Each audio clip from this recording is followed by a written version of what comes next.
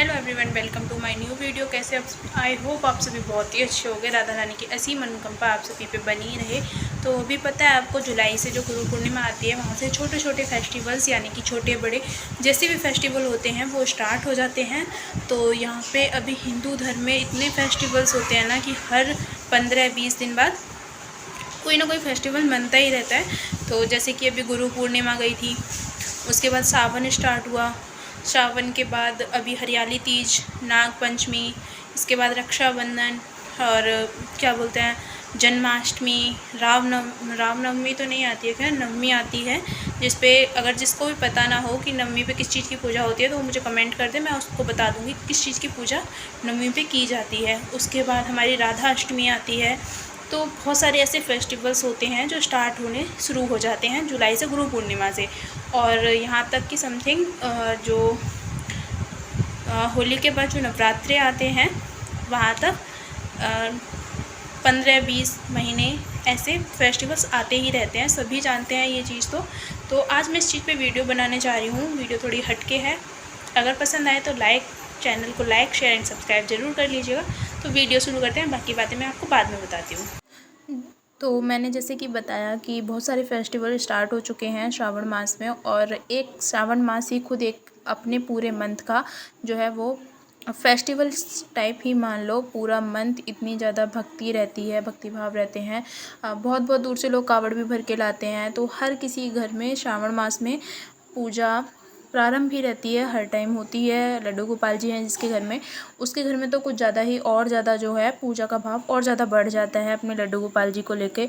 उन्हें झूला झुलाना, उन्हें तरह तरह की सेवा देना, तो बहुत सारी चीज़ें ऐसी हो जाती हैं जो हमें श्रावण मास में अपने लड्डू गोपाल जी के साथ करनी होती है। तो यहाँ पे मैं अभी मॉर्निंग में उठी थी, और उठने के बाद मैंने स्नान वगैरह किया, मंदिर में पूजा करी। पूजा करने के बाद फिर मैं लड्डू गोपाल जी को मॉर्निंग में उठा के दूध पिला चुकी थी। काफ़ी देर पहले ही मैंने उठा दिए थे। ऐसा नहीं है कि मैं नहाने के बाद ही सीधे लड्डू गोपाल जी को उठाती हूँ। मैं मॉर्निंग में ही उठते ही लड्डू गोपाल जी को उठा के उन्हें दूध पिला देती हूँ। काफ़ी लोग ऐसे होते हैं जो बोलते हैं कि जो हमारे लड्डू गोपाल जी हैं उन्हें हमें नहाने के बाद ही उठाना चाहिए। गाँवों में ऐसा नहीं हो पाता है, बहुत सारे काम हो जाते हैं जिसकी वजह से हम लड्डू गोपाल जी को थोड़ा लेट कर पाते हैं। बट हमारे भक्ति भाव है हमारे लड्डू गोपाल जी के लिए, जैसे हम कर पाते हैं हम उनसे क्षमा मांग लेते हैं कि अगर हमसे कोई गलती हो रही हो तो उसे हमें माफ़ कर देना, इतना भगवान जी खुद समझते हैं। तो यहाँ पे मैंने मॉर्निंग में उठी और उठने के बाद दूध वगैरह पिला दिया था। काफ़ी देर बैठे भी रहे थे वो। उसके बाद फिर मैंने नहाने वगैरह के बाद मंदिर में पूजा करने के बाद फिर मैं लड्डू गोपाल जी के पास आई। यहाँ पे मैंने जितना भी इनके पास सारा सामान था जगह साफ़ की। उसके बाद उनका बिस्तर उठाया, बिस्तर पे सोने सिंहासन पे आसन दिया। उसके बाद फिर मैंने नहलाने की जितनी भी तैयारी थी अपने लड्डू गोपाल जी को वो कर ली थी यहाँ पे। और पूजा करने के बाद जहाँ मैं जल चढ़ा के आती हूँ वहाँ पे हमारे एक बगीचा टाइप में है, वहाँ पे फुलवारी हो रखी है, तो मैं वहीं से अभी फूल ले आती हूँ। और श्रावण मास में सभी जानते हैं कि लड्डू गोपाल जी को फूल, बेशक एक फूल दिया जाए लेकिन फूल देना बहुत ही ज़्यादा इंपॉर्टेंट होता है। तो मैं वहाँ से भी फूल ले आई थी अपने लड्डू गोपाल जी के लिए। तो मैं फूल वगैरह से, इत्र वगैरह, गुलाब जल, इन सब चीज़ों से अभी सेवा दे रही हूँ अपने लड्डू गोपाल जी को। तो यहाँ पे मॉर्निंग उठाने के बाद मैं स्नान करवा रही थी। स्नान के लिए फिर मैंने जितना भी चंदन था, अभी मैं माथे से चंदन नहीं हटाती हूँ, नहीं रिमूव करती हूँ, क्योंकि जो अभी मौसम है ना बहुत ज़्यादा गर्मी का चल रहा है, और अगर चंदन हटा दूँगी ना तो बहुत ज़्यादा गर्मी भी उन्हें फील होने लग जाएगी।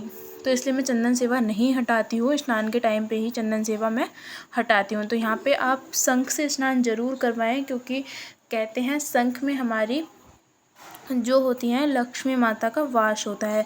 और लक्ष्मी जी तो आप जानते ही हैं कि विष्णु भगवान की बहुत ही ज़्यादा प्रिय रही हैं। उनकी बीवी, उनकी जो भी एक वो होती हैं वो हैं, तो उन्हें बहुत ज़्यादा प्रिय हैं लक्ष्मी माता, क्योंकि जो हमारे लड्डू गोपाल जी का बाल स्वरूप है वो विष्णु भगवान का ही बाल स्वरूप है। इसलिए हम लड्डू गोपाल जी की एक सेवा लड्डू गोपाल जी के रूप में करते हैं, क्योंकि लड्डू गोपाल जी का सेवा करने से जो हमारे अंदर के भाव होते हैं, जो भक्ति का भाव होता है ना, वो बहुत ही ज़्यादा बढ़ जाता है। तो यहाँ पे मैंने मॉर्निंग में स्नान करवा लिया था, और यहाँ पे मैं लड्डू गोपाल जी को वस्त्र वगैरह उनके धारण करवा रही थी।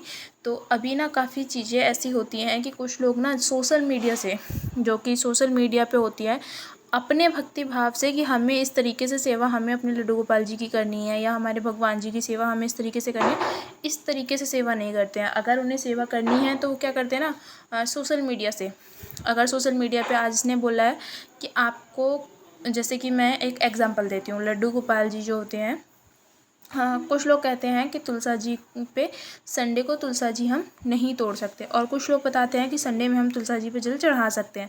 तो ऐसा नहीं है, आपका अगर मन कहता है कि ये चीज़ गलत है, आपको वो नहीं करनी है।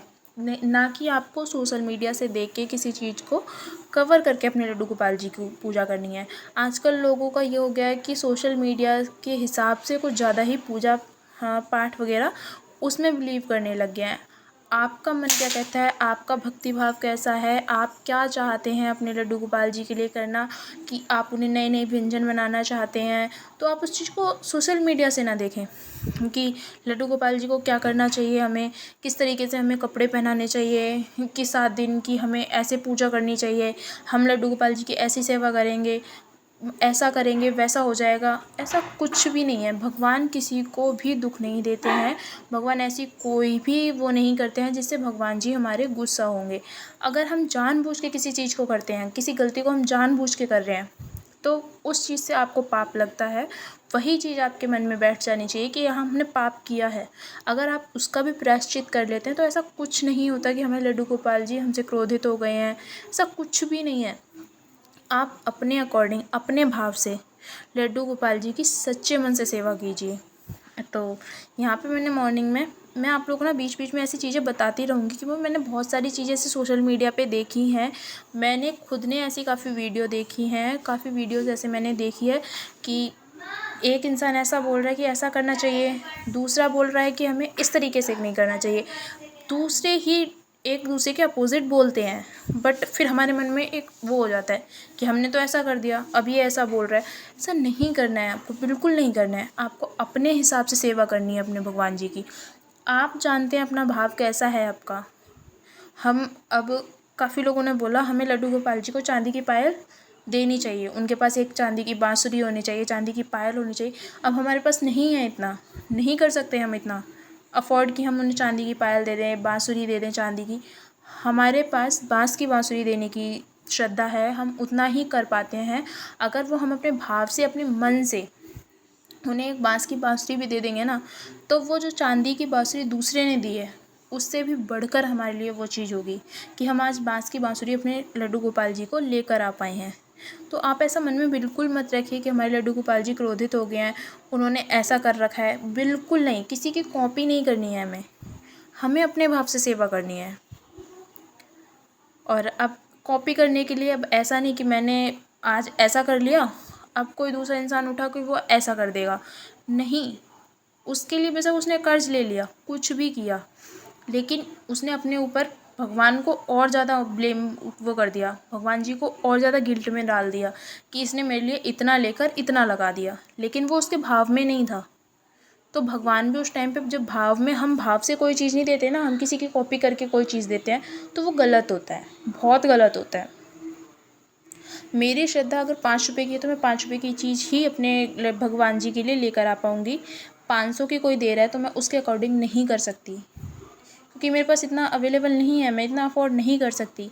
भगवान मुझे इस तरीके से बना के रखेंगे तो मैं उनके लिए जितना मुझ पे होगा मैं उससे अच्छा उनके लिए करूँगी, खुद से अच्छा मैं करूँगी, लेकिन मैं किसी की देख के कॉपी नहीं करूँगी, बिल्कुल नहीं कर पाऊँगी मैं।